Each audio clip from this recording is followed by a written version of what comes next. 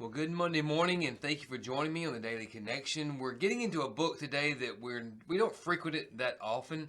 And of course, if you read the book, if you've already read it, good for you. If you haven't gotten into it, you'll see this, that there's a lot of imagery there. Some of that imagery is probably a little uncomfortable for most of us. Some of it is probably misunderstood in terms of how the original audience would have taken it versus how we interpret it. But one thing's for sure. Here you have what seems to be a couple that's deeply and madly in love with one another. And what's described and presented all through here is how that love ebbs and flows. And we know love to be that way to some degree. How that love can intensify in some seasons and then decline in other seasons. What might be some hindrances to that? But ultimately, we see once we get to chapter 8 that love rules and reigns. So I want to look in chapter 8, verses 6 and 7. Set me as a seal on your heart, as a seal on your arm. For love is as strong as death. Jealousy is as unrelenting as Sheol.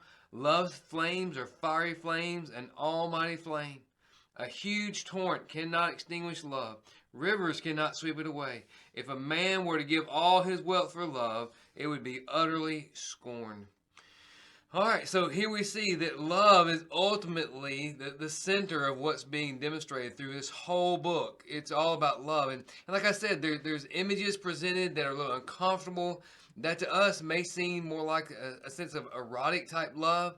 Love that is sporadic. It kind of springs up out of pure emotion or physical attraction. And clearly that's part of what's being conveyed there. But now the writer at the end is saying, but hey, at the core of this is true, genuine, pure love. And this is the love that will sustain our relationship.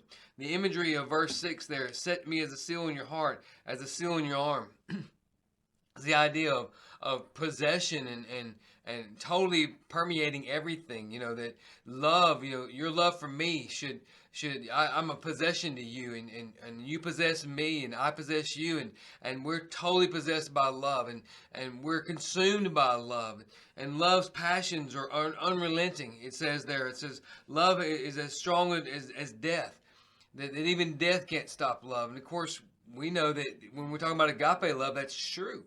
In Romans 8, Paul says nothing can separate us from the love of God. So in terms of agape love, it is true that love is more stronger than death.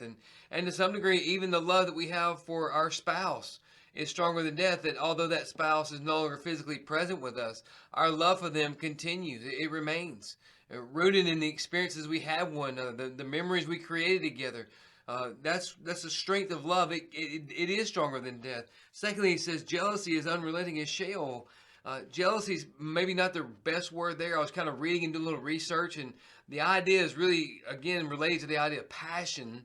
And sort of jealousy seems to imply, is oftentimes presented as a negative impulse.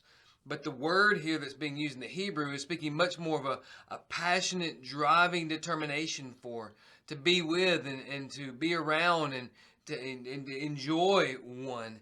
And so he says here that love is stronger than death. It's a passion that is unrelenting. It's never satisfied. It always wants more. It's a flame, a fiery flame, an almighty flame. It's consuming. Love is consuming. And let's remember, we're talking about a pure love here. We're talking about a genuine love here, not eroticism, not purely emotion. We're talking about that which sustains, beyond death. We're talking about that which consumes the person that's being affected by it. We're talking about that which is totally a total drive. And that's what's being conveyed here. It says a huge torrent can't extinguish love. Rivers can't sweep it away. That's the enduring nature of love. Saying, hey, it can sustain in any season. And then ultimately, if a man were to give all of his wealth for love, it would be utterly scorned. It is priceless. The love being communicated here and conveyed all throughout the book of Song of Songs is priceless. And it is priceless. We see that in the New Testament, confirmed in the New Testament, that agape love most certainly, most especially, is a priceless love. So as you're reading through this book, don't discard it. Don't go around it today. Read through it carefully. The imagery will be unfamiliar and at times unsettling. I get that. I read it myself. Have I ever taught on it? Not yet. I'll get there one day, I promise, but not yet.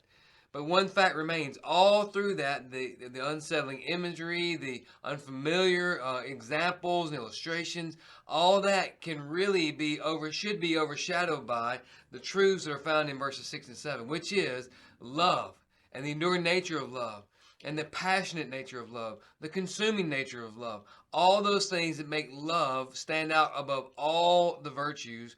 Paul said, now abides faith, hope, and love, but the greatest is love.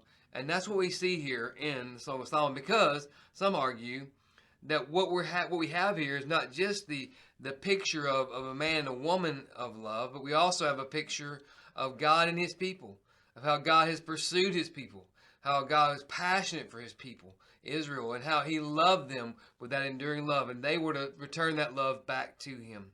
Well, speaking of love, love will often be the difference maker in your day. The way that we love God supremely, starting our day off in the Word of God, will then impact the way that we love others sacrificially. And when we love others sacrificially, that will then impact the culture around us. It'll impact your workplace. It'll impact your home. Love is the difference maker. It's the determiner. And so as you're reading about love today, take the truths about love being conveyed in these verses and apply them in the context where you find yourself today.